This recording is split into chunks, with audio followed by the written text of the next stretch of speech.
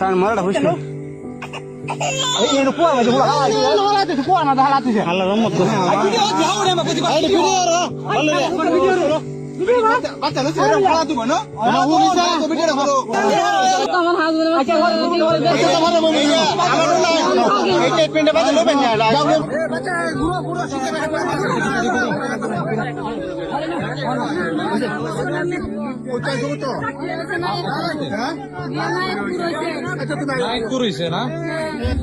আমার হাজবেন্ডের বাড়িতে আমাকে অত্যাচার করছে, জোর জবর করে আমার তো ডিভোর্স নিছে, নিয়ে আমার বাড়ি থেকে সরাইয়া দিছে।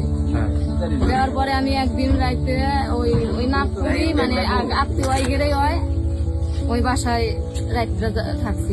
সন্ধ্যার সময় তার একলা জায়গায় এই যে বয়ে সন্ধ্যার সময় বাড়িতে বাড়াই নেই, সেই বাড়িতে আশ্রয় নিছিলাম।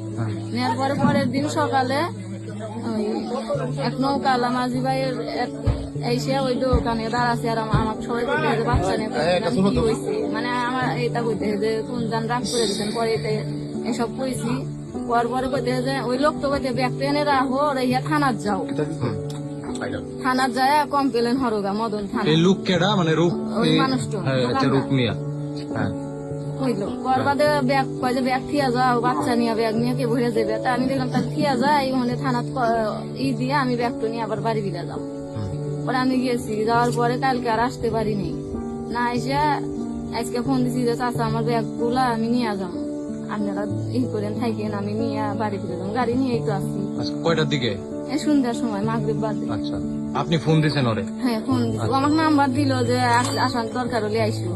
তা আমার জিনিস নিমু, সেজন ফোন দিছি যে আমার এইগুলা নিমু, তাহলে থাকেন আমি নিয়ে যাবো সেটা। আর লোক তো এখন ওখানে গেছি আর কইতে যায় এত রাইতে যাবে কে বহরে তোমার চাষির কাছে থি আসি তোমার নও যাই। পরে হ্যাঁ ছেলে কইলো যাবো থাক, আমি আল্লাহ বাড়ির থেকে বাড়ির দিয়ে থি আসি, মেহমান আইসি। পরে আমি জানি যে আমাকে এই বাড়িতে নিয়ে যাবো, নিয়ে যায় ওবে যায়। আমি মাঝ মানে অর্ধেক রাস্তা যা করছি যে চাচা আপনি বাসা কো, আপনি বাড়ি কো, দেখি তো না বাড়িটা তো দেখি না। কয় আছে